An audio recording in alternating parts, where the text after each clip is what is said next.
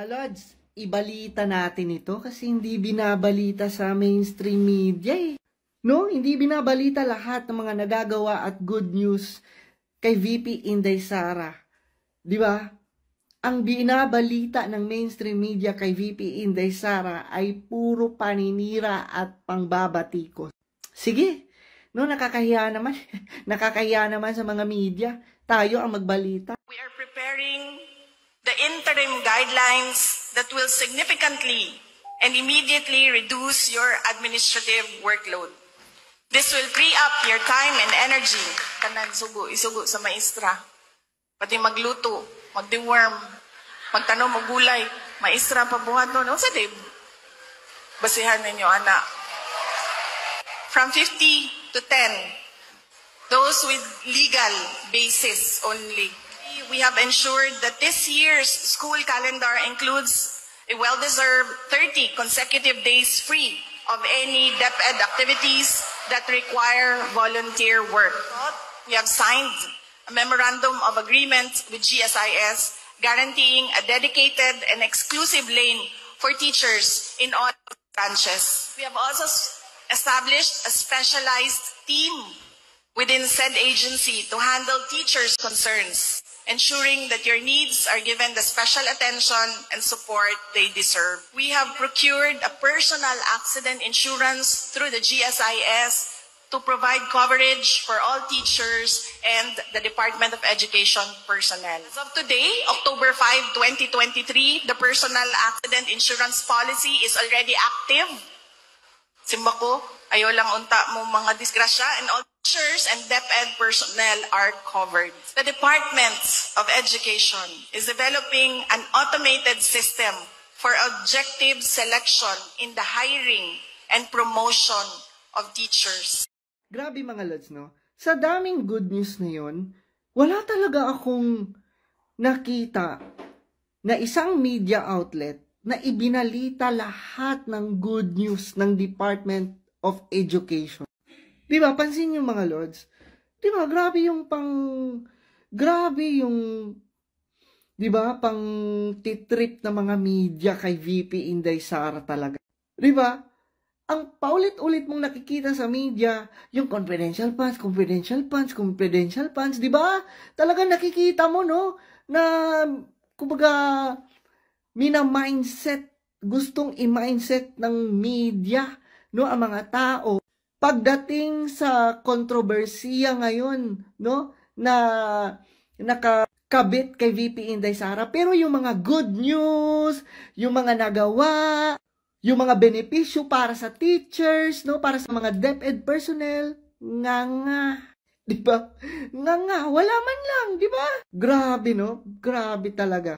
Imaginin mo lahat ng kawang-gawa ni VP Inday Sara, lahat ng effort, lahat no ng ginagawa ng Department of Education para sa mga teachers, para sa mga learners, para sa mga DepEd personnel.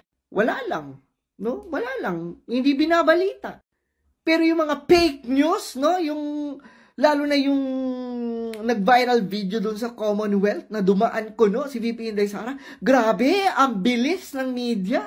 Ang bilis-bilis, no? Ulit-ulit. 'Di ba? Lalo na talaga yung confidential funds, halos araw-araw ulit-ulit na binabalita. Nako, alam na namin strategy nyo. Para ano? Para ma-retain sa tao ang word na confidential funds. Para ma-retain sa tao, no? At tumatak sa isipan ng mga tao ang mga akusasyon nyo. Parang Marcos lang yan, di ba? Yung ill-gotten wealth. Diyos ko, ilang dekada, puro ill-gotten wealth. Di ba? Wala nang ibang pinagsasasabi kundi ganyan.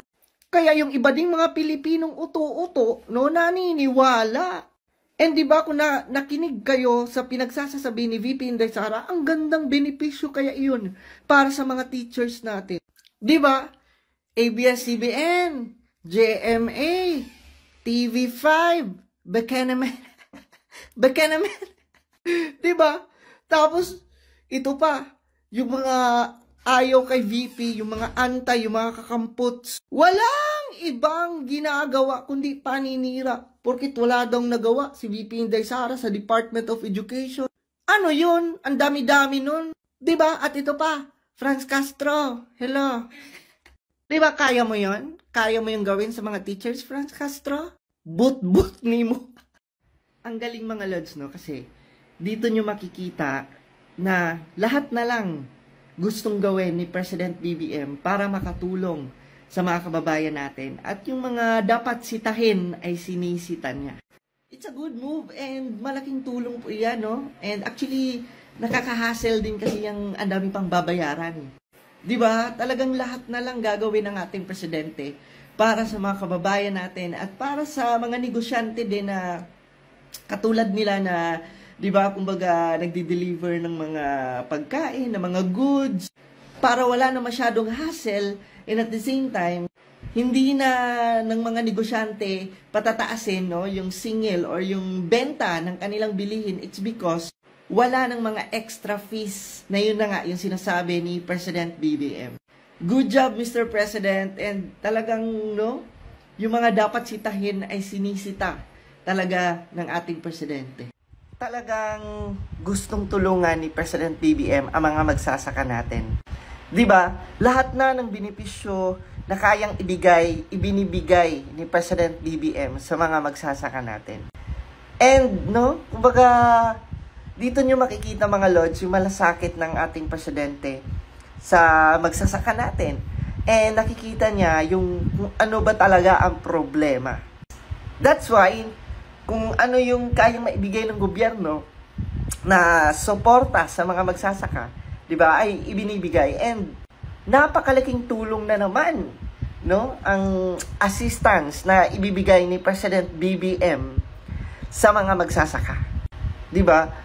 Ngayon yung sabihin na as Department of Agriculture ay wala siyang nagagawa. Kasi sa totoo lang, ang inuuna niya talaga yung mga magsasaka.